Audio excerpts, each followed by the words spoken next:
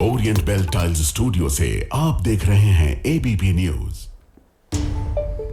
नमस्कार, ABP news पर हाजिर हूं मैं रुमाना इसार खान। और आइए अब विस्तार से खबरों का रुख करते हैं। शुरुआत करने जा रहे हैं वक्फ कानून को लेकर, जिस मामले पर आज सुप्रीम कोर्ट में दूसरे दिन करीब 1 घंटे तक सुनवाई हुई है और कोर्ट ने केंद्र सरकार को कानून पर जवाब देने के लिए अब 7 दिन का वक्त दिया है। सरकार को 7 दिन में जवाब देना है, जिसके बाद याचिकाकर्ताओं को फिर 5 दिन का और वक्त दिया जाएगा इस पर जवाब देने के लिए। और अगली सुनवाई की जो तारीख है वो तय की गई है 5 मई की। तो अब 5 मई को दोपहर 2 बजे इस मामले में दोबारा सुनवाई होगी। सुप्रीम कोर्ट की तरफ से कहा गया है कानून के खिलाफ दायर 70 याचिकाओं की जगह 5 याचिकाएं ही रखी जाएं, उन्हीं पर सुनवाई आगे बढ़े और तब तक सरकार को 3 निर्देश मानने होंगे। ये भी जानकारी सामने निकल कर आ रही है। तो वो कौन कौन से निर्देश हैं जो सरकार को मानने होंगे? पहला, रजिस्टर्ड वक्फ बाय यूजर संपत्ति डीनोटिफाई नहीं की जा सकती है। दूसरा, वक्फ बोर्ड और वक्फ परिषद में अभी कोई नई नियुक्ति नहीं होगी। और तीसरा आदेश, 7 दिन में सरकार को सुप्रीम कोर्ट में जवाब देना है। उसके 5 दिन के बाद याचिकाकर्ताओं को जवाब देना है और इस मामले में अगली सुनवाई की तारीख 5 मई तय की गई है। तो 5 मई दोपहर 2 बजे अब इस मामले में अगली सुनवाई तय की गई है। सुप्रीम कोर्ट के आदेश पर प्रदीप यादव, हमने कानून के विरोध में जो याचिकाकर्ता के वकील हैं उनसे खास बातचीत की है, वो क्या कह रहे हैं सुन लेते हैं। यादव साहब, सीधे सरल शब्दों में बताइए कि कौन सी संपत्ति डिनोटिफाई होने से बच गई है आज की इस कार्रवाई के बाद? निपुण जी, हमें जहां तक समझ में आया है कि वो सारी की सारी संपत्ति जो डी नोटिफाई की बात है उसको चूंकि ऑनरेबल चीफ जस्टिस ने स्टे नहीं किया, लेकिन सॉलिसिटर जनरल ने आश्वासन दिया है कि हम ऐसा कोई भी इम्प्लीमेंटेशन नहीं करने जा रहे हैं। तो इसलिए मैं उसको मान के चलता हूं कि 5 अप्रैल 2025 के पहले जैसे ही एक्ट था वैसे ही बरकरार रहेगा। ये बताइए कि जो रिकॉर्ड हुआ है, जो ऑर्डर में भी रिकॉर्ड हुआ है, जो स्टेटमेंट भी था, registered declared Waqf by user ये हुआ है। अब कोई संपत्ति जो वक्फ बाय यूज़र है लेकिन वो रजिस्टर्ड नहीं है, तो क्या वो डिनोटिफिकेशन के खतरे में अभी भी है? बिल्कुल, वो डिनोटिफिकेशन के खतरे में है, क्योंकि जो आज प्रोटेक्शन दिया गया है वो रजिस्टर्ड जो प्रॉपर्टियां हैं उनको दी गई हैं। रजिस्टर्ड एंड डिक्लेयर्ड को। वहीं वक्फ कानून के समर्थन में याचिकाकर्ताओं की वकील रीना सिंह ने सुप्रीम कोर्ट के अंतरिम आदेश पर प्रतिक्रिया दी। क्या है, कौन कौन सी संपत्ति अब डिनोटिफाई होने के दायरे से फिलहाल बाहर हो गई है? देखिए, इसको हम एक बहुत ही सरल तरीके से समझते हैं। कोई भी जो ज़मीन का जो मालिक होता है उसके पास उसके कागजात होते हैं। जब भी वो ज़मीन को खरीदता है उसको हम एक नोटिफाइड बोलते हैं या रजिस्टर्ड बोलते हैं। तो वक्फ एक्ट में जब से वक्फ एक्ट लगा था और ये वक्फ एक्ट ज़मीनों का अतिक्रमण कर रहा था, तो उसने उन ज़मीनों के अतिक्रमण को कैसे किया? क्या उसने ज़मीनें खरीदी या उसने ऐसे ही कब्जा कर लिया? तो आज जो सर्वोच्च न्यायालय का फैसला है, सर्वोच्च न्यायालय ने अपने फैसले में ये क्लियर कर दिया कि जो प्रॉपर्टीज़ रजिस्टर्ड हैं और गैजेटेड हैं उनको डीनोटिफाई नहीं किया जाएगा, यानी कि उन संपत्तियों को वक्फ की संपत्ति से निरस्त नहीं किया जाएगा। तो यहाँ पे एक जो लीगल टेक्निकलिटीज़ ये समझने की ज़रूरत है कि यानी कि जो संपत्ति वक्फ बोर्ड के पास जिन संपत्तियों के कागज़ नहीं हैं, जो संपत्तियां वक्फ बाय ओरल वक्फ थी, उनको डीनोटिफाई कर दिया गया है। और अब जैसे कि जो वक्फ अमेंडमेंट एक्ट में क्लियर ये प्रोविजंस हैं कि भाई कलेक्टर को पूरा अधिकार है सर्वे करने का, डॉक्यूमेंटेशन को चेक करने का। सीधे आपको लेकर चलेंगे, हमारे साथ हमारे सहयोगी निपुण सहगल इस वक्त मौजूद हैं और जरा निपुण से जानते हैं। निपुण, जरा विस्तार से दर्शकों को बताइए आज की सुनवाई में क्या तय पाया गया?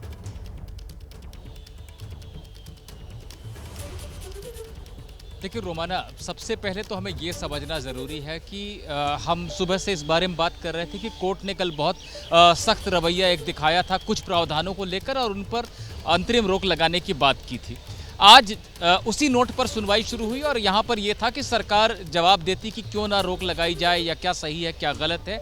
सरकार की तरफ से सॉलिसिटर जनरल तुषार मेहता पेश हुए और उन्होंने कोर्ट को ये बताया कि संसद से पूरी प्रक्रिया के बाद पारित और लाखों लोगों से राय लेने के बाद पारित कानून को इस तरह से रोक देना सही नहीं होगा और इसका बहुत व्यापक इसके परिणाम होंगे। कोर्ट इस बात को समझे तो कोर्ट ने इस पे उनसे जानना चाहा कि जो प्रावधान है जिनको लेकर दिक्कत है उनके बारे में फिर क्या किया जाए, क्योंकि चीफ जस्टिस का कहना था कि हम ये नहीं चाहते हैं कि स्थिति इतनी बिगड़ जाए। बिगड़ने से अर्थ यहाँ पर यह है कि इतनी बदल जाए कानून के अमल में आने के बाद कि उसको पुरानी स्थिति में लौटा पाना संभव ना हो अगर कल को हम इस कानून को असंवैधानिक करार देते हैं। तो इस बारे में आपका क्या कहना है कि स्थिति में इतना बदलाव नहीं होगा? तब सॉलिसिटर जनरल ने यह बयान दिया, पहला बयान कि कोर्ट ने जो ये कहा था कि वक्फ बोर्ड और वक्फ काउंसिल में गैर मुस्लिमों की एंट्री को फिलहाल अंतरिम रोक लगाने का वो इरादा रखती है। सॉलिसिटर जनरल ने कहा कि किसी भी वक्फ बोर्ड में कोई नियुक्ति फिलहाल होगी ही नहीं। ठीक है। अगर कोई राज्य सरकार नियुक्ति अपनी तरफ से कर देती है तो उसको अमान्य माना जाए, यानी कोई नियुक्ति नहीं होगी, यानी गैर मुस्लिम के आने का अभी कोई सवाल नहीं है। ठीक है। एक आश्वासन उन्होंने ये दिया अपने बयान में। दूसरी बात उन्होंने कही कि जो वक्फ बाय यूजर है, जो रजिस्टर्ड और नोटिफाइड है, उसको हम डीनोटिफाई नहीं करेंगे, यानी कि जो रजिस्टर्ड की गई है संपत्ति और जो नोटिफाइड है पहले से, उस पर अभी कोई कार्रवाई नहीं की जाएगी। तो कोर्ट ने इन दोनों बातों को रिकॉर्ड पर लिया और अपनी तरफ से कोई रोक लगाने से, जो रोक कोर्ट लगाने जा रही थी, ऐसा करने के बजाय सरकार के वक्तव्य को आधार बनाते हुए 5 मई के लिए सुनवाई को टाला है। बिल्कुल, अपनी तरफ से सुप्रीम कोर्ट की तरफ से कोई रोक नहीं लगाई गई है। वो दो बातें जिस पर अदालत की तरफ से जोर दिया जा रहा था, उन्हीं दोनों बिंदुओं पर सॉलिसिटर जनरल की तरफ से जो आश्वासन अदालत को दिए गए, एक तरीके से उसी आश्वासन पर अदालत ने अपने फैसले के जरिए मोहर लगा दी है और अगली सुनवाई की तारीख इस मामले में 5 मई है। अब मुस्लिम पर्सनल लॉ बोर्ड के वकील हैं, नाम है इमार शमशाद। सुप्रीम कोर्ट के अंतरिम आदेश पर उनकी प्रतिक्रिया सामने आ रही है, सुनिए। तो सरकार ने स्टेटमेंट दिया था, लेकिन कोर्ट का जो ऑर्डर है, उस कोर्ट के ऑर्डर में इवन जो रजिस्टर्ड नहीं है वो भी कवर्ड होगा। कोर्ट ने बहुत क्लियर कहा है कि including those which were only used. तो उसका मतलब ये होता है कि अगर कोई सेक्शन 36 के तहत रजिस्टर्ड नहीं भी था, यूज के बुनियाद पर वक्फ था, तो वो भी आज के ऑर्डर में कवर्ड होगा। तो वक्फ कानून को लेकर सुप्रीम कोर्ट के अंतरिम आदेश पर जमीयत उलमाए हिंद के अध्यक्ष मौलाना अरशद मदनी ने बड़ा बयान दिया। क्या कहा है मौलाना अरशद मदनी ने, ये विस्तार से सुनवाते हैं आपको। जी साहब, सुप्रीम कोर्ट में बड़ी लंबी जिरह हुई। कल सुप्रीम कोर्ट ने जो है वो इंटरिम ऑर्डर देने की बात की, लेकिन आज जो बात कही है सुप्रीम कोर्ट ने कि जो भी रजिस्टर्ड वक्फ संपत्ति है उसको डीनोटिफाई नहीं किया जाएगा। इसके अलावा सरकार को 7 दिन जो है वो दिए हैं जवाब दाखिल करने के लिए और फिर उसके बाद 5 दिन पिटिशनर्स को दिए। कैसे देख रहे हैं इस फैसले को? ठीक है, ये तो कानून की लड़ाई है और कानून के सिलसिले में जो बात आई है हम उसका स्वागत करते हैं और हम ये समझ रहे हैं कि जो लोग ये चाहते हैं कि इनको वक्त दिया जाए, वो भागना चाहते हैं। जो अदालत का रुख था उससे वो मायूस हैं। इस बुनियाद के ऊपर वो इस तरीके का वक्त ले रहे हैं। हमें तवक्को है कि अदालत का रुख अपनी जगह के ऊपर सही होगा। आज नहीं, 1 हफ्ते के बाद बहस हो जाएगी उसके ऊपर। और मैं नहीं समझता हूँ कि इस तरह भागने से मसले का वो हल ये चाहते हैं कि उनके हक़ में हो जाए। मैं ये नहीं समझता हूँ, बल्कि बात साफ़ होगी। कल की गुफ्तगू से जो पहलू सामने आया है वो यही है कि इस मौजू के ऊपर अदालत बहुत इसको गंभीरता के साथ देख रहा है और इसको ये समझती है अदालत कि ये चीज़ नुकसान देने वाली है और ये फैसला आज नहीं होगा, 5 दिन के बाद जाएगा। लेकिन आपकी वकील की तरफ से भी वक्फ बाय यूज़र को लेकर के भी आज फिर से एक टिप्पणी की गई थी, लेकिन हालांकि सुप्रीम कोर्ट ने यह ज़रूर कहा कि हम जो आदेश लिखवा रहे हैं हमें वो लिखवाने दीजिए, बीच में मत बोलिए। तो वक्फ बाय यूज़र के ऊपर ज़्यादा ध्यान जो है वो आज की सुनवाई में नहीं दिया गया, जो कि आपके लिए कल बहुत हो गया उसके ऊपर और उसके ऊपर गुफ्तगू हो गई थी। वो काफ़ी है जो गुफ्तगू हुई है। मैं समझता हूँ कि जब इसके ऊपर मुफस्सल बहस होगी तफसील के साथ तो उस वक्त फिर आ जाएगा। कल भी आ चुका है वक्फ बाय यूज़र। इसलिए आज की गुफ्तगू तो सिर्फ इतनी ही है कि वो भागना चाहते हैं मैदान से। और मैं समझता हूँ कि जो आदमी भी ये कहता है कि करोड़ों मुसलमानों से इस सिलसिले के अंदर गुफ्तगू हो चुकी है और वो हमारे साथ हैं, वो झूठ बोलता है। बड़ी खबर मैं आपको बताती हूँ, न्यायपालिका की शक्तियों पर उपराष्ट्रपति का बड़ा बयान सामने आया है। उपराष्ट्रपति कह रहे हैं आज जज राष्ट्रपति को निर्देश दे रहे हैं। ऐसी स्थिति नहीं रख सकते कि राष्ट्रपति को कोर्ट निर्देश दे। अनुच्छेद 142 लोकतांत्रिक शक्तियों के खिलाफ परमाणु मिसाइल, यह कहा गया है उपराष्ट्रपति की तरफ से। The judges who issued a mandamus virtually to the president and presented a scenario it will be law of the land have forgotten the power of the Constitution. How can that combination of judges deal with something under Article 145(3) is preserved? It was then for 5 out of 8. We need to make amends in that also now. 5 out of 8 would mean interpretation will be by majority. Or 5 constitutes more than majority in 8.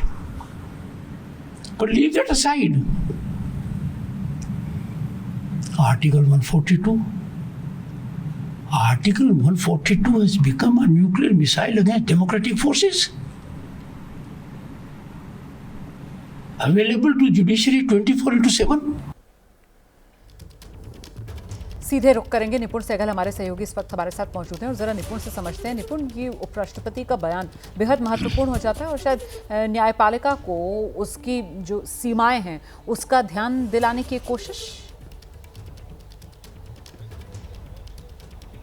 बिल्कुल रोमाना, यही कोशिश है और ये न्यायपालिका और कार्यपालिका यानी सरकार के बीच का जो ये विवाद है, ये तनातनी है और विधायिका का भी, ये तो खैर लंबे समय से देखा जाता रहा है। लेकिन मैं दर्शकों को ये समझाना चाहूँगा कि अनुच्छेद 142 है क्या, जिसके बारे में उपराष्ट्रपति बात कर रहे हैं। दरअसल अनुच्छेद 142 जो है वो सुप्रीम कोर्ट की विशेष शक्तियों को लेकर है और ये अनुच्छेद ये कहता है कि न्याय के हित में या संपूर्ण न्याय के लिए सुप्रीम कोर्ट जो चाहे वैसा आदेश दे सकता है किसी केस में। यानी आप ऐसे समझिए कि अभी तक ऐसी व्यवस्था नहीं थी कि अगर पति या पत्नी में से कोई एक अगर नहीं चाहता है कि तलाक दें तो फिर तलाक हो पाना मुश्किल होता था। सुप्रीम कोर्ट ने 2 साल पहले एक आदेश दिया जहां पर कि इस बात को ग्राउंड बना दिया कि जब शादी निभ ही नहीं सकती है तो शादी को सुप्रीम कोर्ट या हाई कोर्ट उसको निरस्त करार दे सकते हैं। 142 की शक्ति का सुप्रीम कोर्ट ने वहां पर इस्तेमाल किया था और अपनी विशेष शक्ति के तहत शादी को निरस्त कर दिया था। उसी तरह से अगर मान लीजिए कि किसी को कोई विक्टिम है किसी दुर्घटना का, लेकिन उसको कानूनन 2 लाख रुपए ही मिल सकते हैं और सुप्रीम कोर्ट ये पाता है कि इसका तो पूरी तरह से जीवन नष्ट हो गया, वहां पर सुप्रीम कोर्ट 142 की शक्ति का इस्तेमाल करके हो सकता है ये कह दे कि इनको 50 लाख मुआवजा दिया जाए। नहीं तो अनुच्छेद 142 का इस्तेमाल कर जो विशेष शक्ति सुप्रीम कोर्ट के पास है उसी के जवाब में उपराष्ट्रपति की तरफ से यहां पर अनुच्छेद 145 का जिक्र किया जा रहा है ना निपुण, जरा उस पर भी जानकारी दीजिए।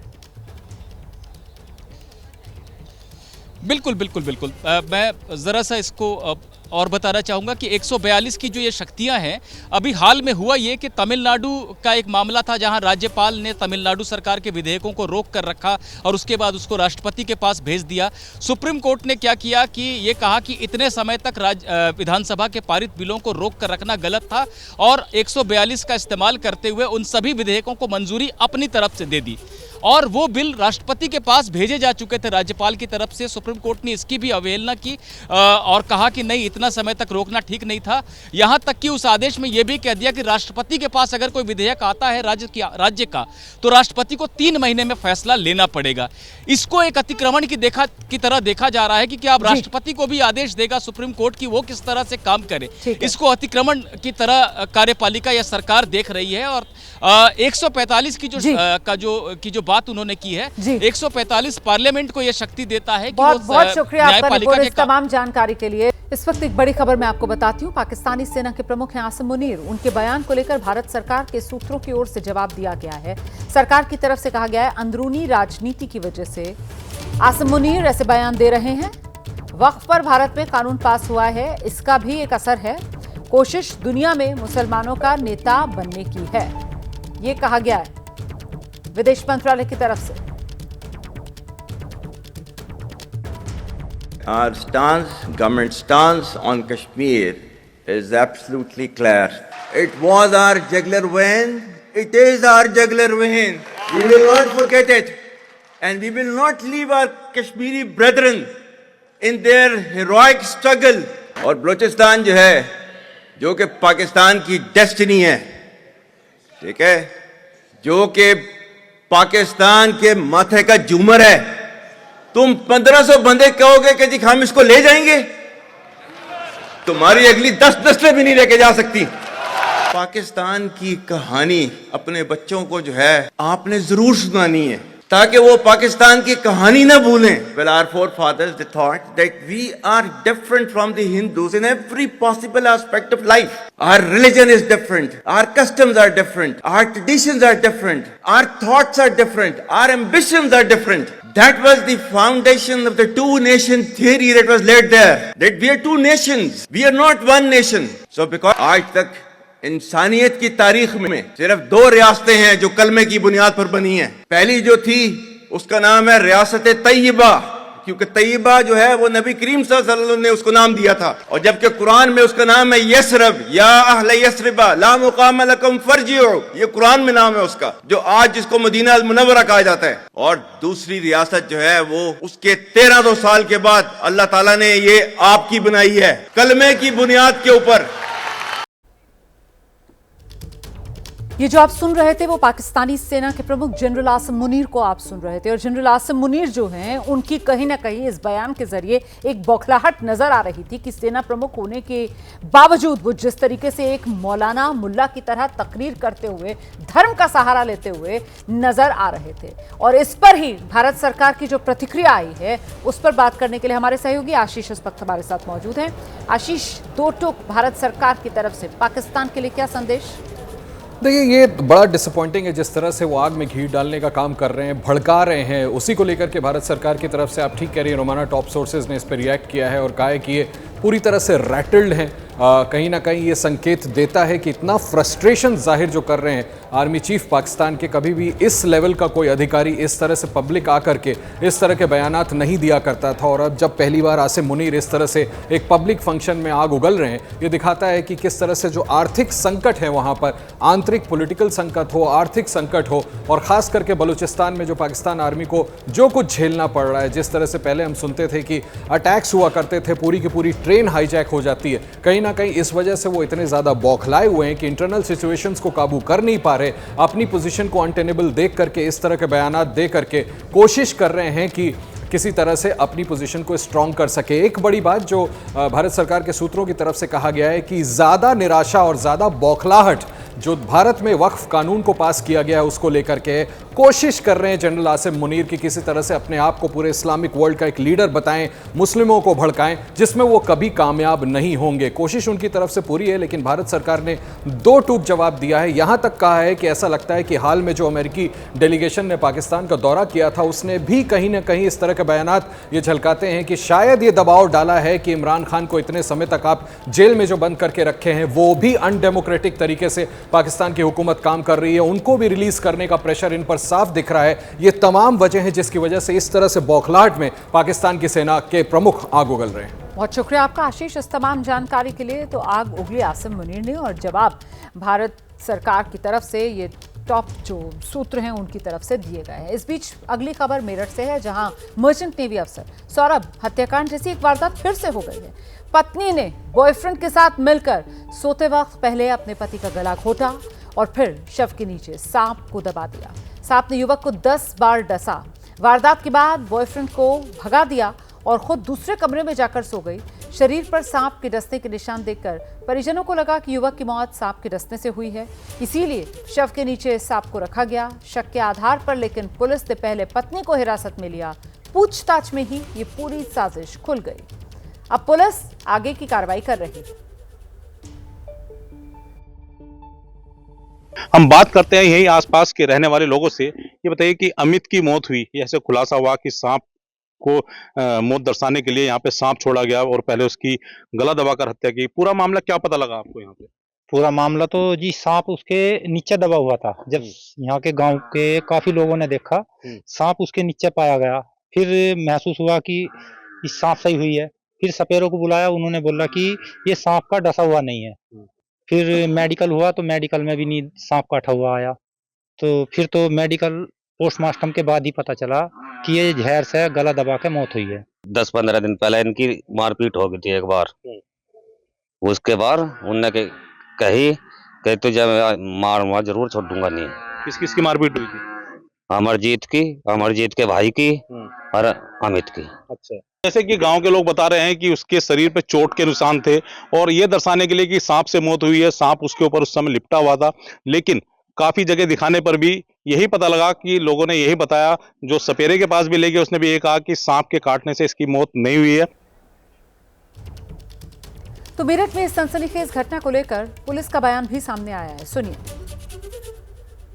पोस्टमार्टम रिपोर्ट में दम घुटने से मृत्यु की बात आई। स्मूदरिंग और थ्रॉटलिंग उसमें मृत्यु का कारण बताया गया था। पुलिस ने तत्काल परिजनों से संपर्क कर इन्वेस्टिगेशन प्रारंभ की। कुछ ही घंटों के अंदर पुलिस ने तत्परता पूर्वक कार्यवाही करते हुए इस घटना में संलिप्त मृतक की पत्नी और उसी गांव के ही दूसरे एक व्यक्ति अमरदीप, जिससे इसका संबंध था, इन दोनों को गिरफ्तार कर लिया है और इनको न्यायिक अभिरक्षा में आज भेजा जा रहा है। हमारे सहयोगी सुधीर चौहान इस वक्त मेरठ से हमारे साथ मौजूद है और जरा सुधीर से ही जानते हैं। सुधीर, बताइए जरा, ये मामला खुला कैसे, कब का ये मामला है और कैसे खुला? देखिए, शनिवार को ये घटना हुई थी और इतवार की सुबह इसका पता लगा था। और शुरुआत में जब ये दिखाई दे रहा था मामला कि सांप उसके मृतक अमित के पास पड़ा हुआ है और ये कहा जा रहा था कि सांप के काटने से इसकी मौत हुई है, क्योंकि सांप उसके नीचे दबा हुआ था। इसकी वीडियो भी उन्होंने बनाई और वीडियो को वायरल भी किया और ये कहा गया कि 10 बार सांप के डसने से अमित की मौत हुई है।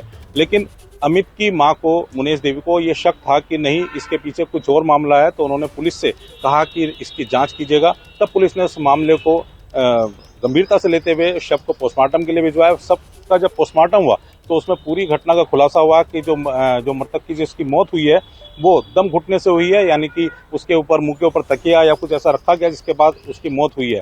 और सांप सिर्फ इसलिए वहां पे रखा गया ताकि दर्शाया जा सके कि सांप के काटने से इसकी मौत हुई है और इसको हत्या की जगह एक घटना का अंजाम दिया जा सके। लेकिन जब पुलिस ने पोस्टमार्टम रिपोर्ट जब आई और उसके बाद फिर शक के आधार पर जब उसकी जो पत्नी थी मृतक की रविता और जो उसका प्रेमी था अमरदीप, उनको दोनों को हिरासत में लिया, उनसे पूछताछ की तो पूछताछ में पूरी घटना का खुलासा हो गया। उन्होंने बताया कि बहुत शुक्रिया आपका सुधीर इस तमाम जानकारी के लिए। देखिए, यमुना नदी की सफाई को लेकर प्रधानमंत्री की अध्यक्षता में उच्च स्तरीय बैठक और इस बैठक में गृहमंत्री और जल शक्ति मंत्री मौजूद रहे, ये जानकारी सामने आई है। दिल्ली की मुख्यमंत्री रेखा गुप्ता समेत कई अधिकारी दिल्ली सरकार के वो भी शामिल हुए इस बैठक में।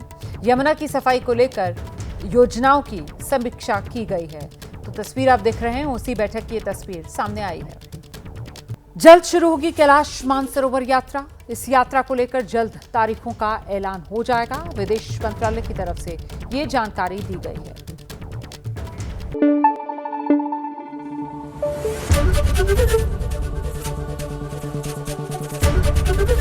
एबीपी न्यूज आपको रखे आगे।